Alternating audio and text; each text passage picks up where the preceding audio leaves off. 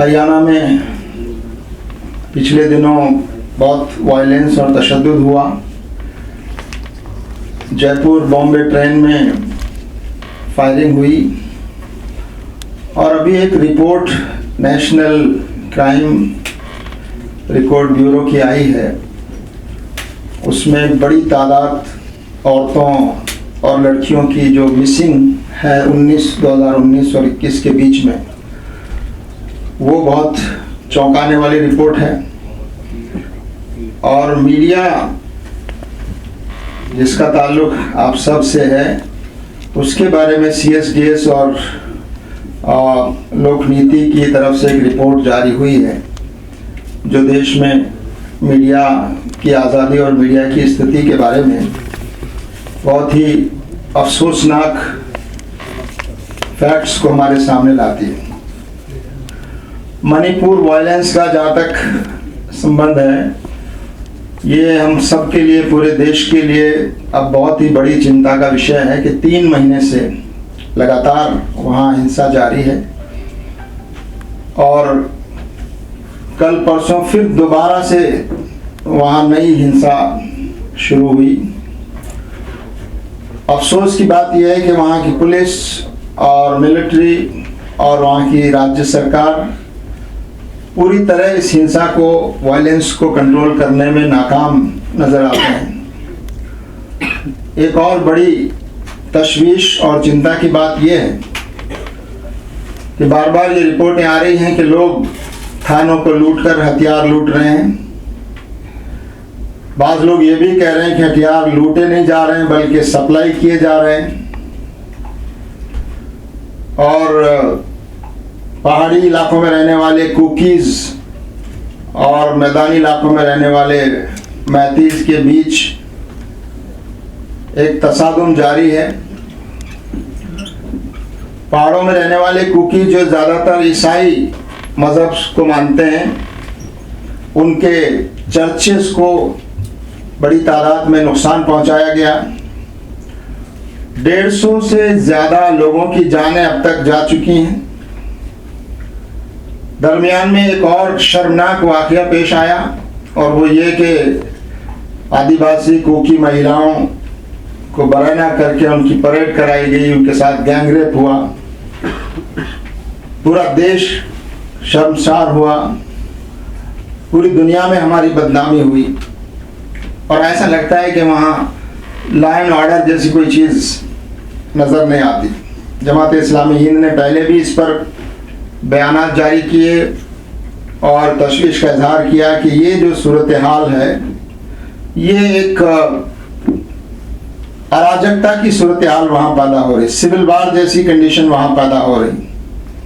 और इससे डर और अंदेशा ये है कि ये हिंसा दूसरे आदिवासी और ट्राइबल इलाकों में ना फैल जाए। तो ये हम सब के लिए चिंता का विषय है। जमात इस्लामी हिंद मणिपुर में मौजूद है। हमारी वहाँ की टीमें वहाँ हालात का जायज़ा भी ले रही हैं और दोनों समुदाय के जो विक्टिम्स हैं उनको मदद भी कर रही हैं, उनको पनाह भी दे रही हैं। लेकिन ये घटनाएं, ये वाक़यात बहुत ज़्यादा हमको चिंता में डालने वाले हैं।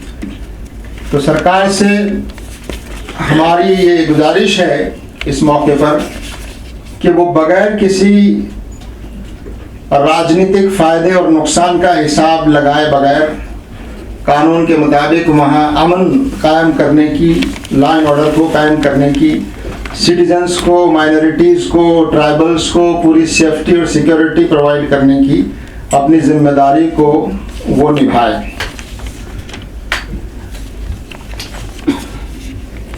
एक और जो रिपोर्ट जिसका मैं जिक्र करना चाहूँगा, बाकी दूसरे इश्यूज़ पर हमारे दूसरे साथी इज़हार ख्याल करेंगे, वो है मीडिया से मुताल्लिक जो रिपोर्ट CSDS और लोक नीति ने जो जारी की है। उसमें बताया गया है कि एक बड़ी तादाद मीडिया के जो मालिकान हैं, ऑनर्स हैं, 82%, वो एक तरह से हुकूमत और मौजूदा गवर्नमेंट के स्टैंड को सपोर्ट करते हैं। यानी बजाय अपनी जिम्मेदारी निभाने के वो हुकूमत के सपोर्ट में खड़े हैं। इसके अलावा जो जर्नलिस्ट मौजूदा गवर्नमेंट से अलग राय रखते हैं या उनके खिलाफ पॉलिटिकल व्यू रखते हैं, उनके हरासमेंट और उनको सजाए जाने और उनके रोजगार और उनका एम्प्लॉयमेंट छिन जाने का खतरा भी लोगों ने अपनी रिपोर्ट में जाहिर किया है। हुकूमत के खिलाफ राय रखने वाले और सोशल मीडिया पर एक्टिव लोगों ने ऑनलाइन हरासमेंट और ट्रोलिंग की शिकायतें भी की हैं। बहुत से लोगों के जॉब्स छिन गए हैं। तो ये रिपोर्ट हमें बताती है कि किस तरह मीडिया का, जो हमारे देश में जो लोकतंत्र का और डेमोक्रेसी का एक फोर्थ पिलर कहलाता है, उसकी पोजीशन आज बहुत ज़्यादा कमज़ोर है। वो आज़ाद नहीं है, दबाव में है, डर में है, और जो कोई हुकूमत के खिलाफ लिखना या बोलता है उसे अपने खिलाफ कार्रवाई का पूरा डर लगा रहता है। पिछले दिनों मई में रिपोर्टर्स विदाउट बॉर्डर्स RSF की तरफ से एक रिपोर्ट शाये हुई थी, जिसमें वर्ल्ड प्रेस फ्रीडम इंडेक्स के लिहाज से कंट्रीज़ को रैंक किया गया था और हमारे देश की रैंक उसमें 161वें नंबर पर थी। तो ये बहुत अफसोस की बात है कि हम प्रेस फ्रीडम के मामले में 161वें नंबर पर पहुंच गए हैं और ये सूरत हाल हम सब के लिए बहुत ही चिंता की बात है। डेमोक्रेसी के मजबूत रहने के लिए ये ज़रूरी है कि हमारे जर्नलिस्ट और हमारा मीडिया वो इंडिपेंडेंट हो, उसमें डर और खौफ ना हो, उसके एम्प्लॉयमेंट के छिन जाने का ख़तरा उसको ना हो। ये सारी पोजीशंस आज हमारे सामने मौजूद हैं। हम उम्मीद करते हैं कि यहाँ मीडिया के जो साथी मौजूद हैं वो पूरे हिम्मत और हौसले और साहस के साथ और बगैर किसी चीज़ से डरे हुए हक बात और सही बात को लोगों के सामने लाने की अपनी जिम्मेदारी को अदा करेंगे। कुछ दिनों पहले मुंबई जयपुर ट्रेन में जो फायरिंग का इंसिडेंट हुआ है और जिसमें 4 लोग फायरिंग से हलाक हो गए हैं,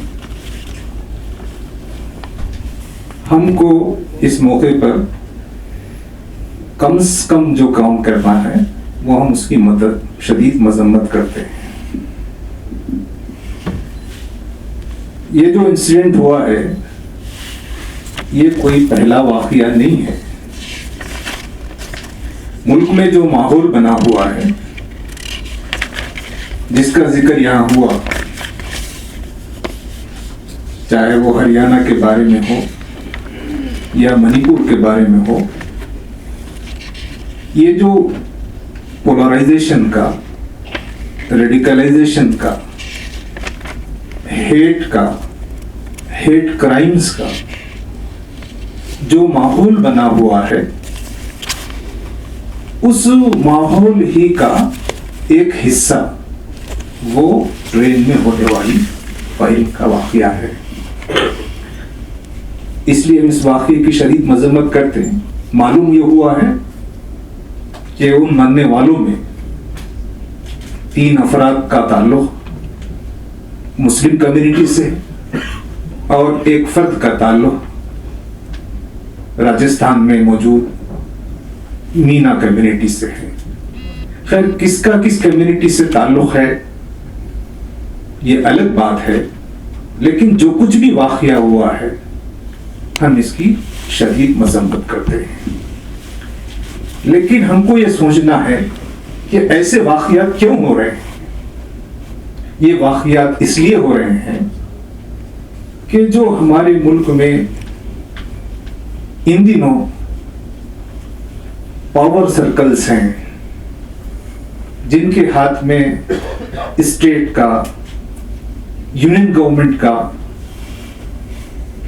जो पावर है, वो ऐसे लोगों को सजा नहीं दे रहा है। वो समझ रहे हैं कि हमको अब कोई सजा नहीं दे सकता है। दे आर प्रोटेक्टेड बाई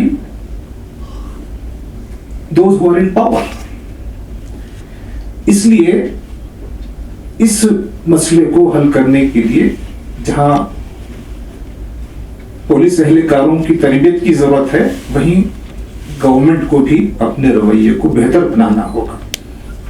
उसके अलावा जो लिटरेचर है, जो मैगजीन्स हैं, जो मीडिया है, सोशल मीडिया है, जो बुक्स हैं, उन सब में एक ऐसा मवाद दिया जा रहा है जिससे पोलराइजेशन, रेडिकलाइजेशन, एक एंटी मुस्लिम, एंटी यहाँ के जो डेमोक्रेटिक वैल्यूज हैं उन सबको परवान चढ़ा रहा है। तो इसमें मीडिया का भी बहुत अहम रोल है, सोशल मीडिया का भी बहुत अहम रोल है। इस सब पर तवज्जो देने की जरूरत है ताकि मुल्क में आइंदा ऐसे वाकयात को रोका जा सके। अभी हम देखते हैं कि थोड़े दिनों पहले यही पावर सर्कल में, बरेली में, वहां के एक अच्छे ऑफिसर ने कानून पर अमल करने की कोशिश की, अमन बनाने की कोशिश की, उसका ट्रांसफर कर दिया गया। तो इससे यह बात साबित होती है कि जो पावर में जो लोग हैं उनको अमन बनाए रखने से दिलचस्पी नहीं है। इस मौके पर मैं जमात इस्लामी हिंद की तरफ से इस बात को दोहराऊंगा कि ट्रेन का जो इंसिडेंट हुआ है उसकी जुडिशियल इंक्वायरी होना चाहिए और जो लोग उसके जिम्मेदार हैं उसको सजा मिलनी चाहिए। कहा गया कि वो मेंटली इल था, बाद में उस बयान को वापस भी लिया गया और वो जो आदमी था, जो ऑफिसर था जिसने गोली चलाई, वो उस बॉडी के पास, डेड बॉडी के पास खड़े होकर वो ये कह रहा था कि मुल्क में सिर्फ मोदी और योगी दोनों ही हैं और इन्हीं को वोट देना है। और लोग कह रहे हैं कि ये मेंटली इल है। हमारे एक दोस्त ने मजाक में कहा कि क्या मुल्क में जो भी अब लोग मोदी और योगी कह रहे हैं उनका दिमागी संतुलन खराब हो गया है। ये सब सोचने की बातें हैं कि हमारे मुल्क में जो लोग दिमागी संतुलन खराब करते हैं उसको डेमोक्रेटिक वैल्यूज में, कॉन्स्टिट्यूशनल वैल्यूज में लाने की हमें कोशिश करनी चाहिए। जुडिशियल इंक्वायरी हो और जो लोग गलती की है उनको पनिशमेंट मिलना चाहिए। साथ ही जो लोग मर चुके हैं ट्रेन इंसिडेंट में, उन सबको, उनके फैमिली मेंबर्स को रेलवेज में या रेलवे प्रोटेक्शन फोर्स में उनको सर्विसेज दी जाए, उनको अच्छा कॉम्पनसेशन दिया जाए ताकि उनकी जो फैमिलीज अब नुकसान में, घाटे में हैं, उनको राहत मिल सके। लेकिन मुल्क में सबसे बड़ी राहत ये होगी कि मुल्क में अमन का और लॉ और जस्टिस का माहौल कायम रहे। इसमें हुकूमत को, मीडिया को अपनी रोल प्ले करना चाहिए। जमात इस्लामी हिंद मुल्क में अमन के लिए और जस्टिस के लिए हुकूमत के तमाम इक़दामात में ताउन करेगी और मुतालिबा करती है कि वो मुल्क में लॉ एंड ऑर्डर को, जस्टिस को बनाए रखने की पूरी कोशिश करे। शुक्रिया।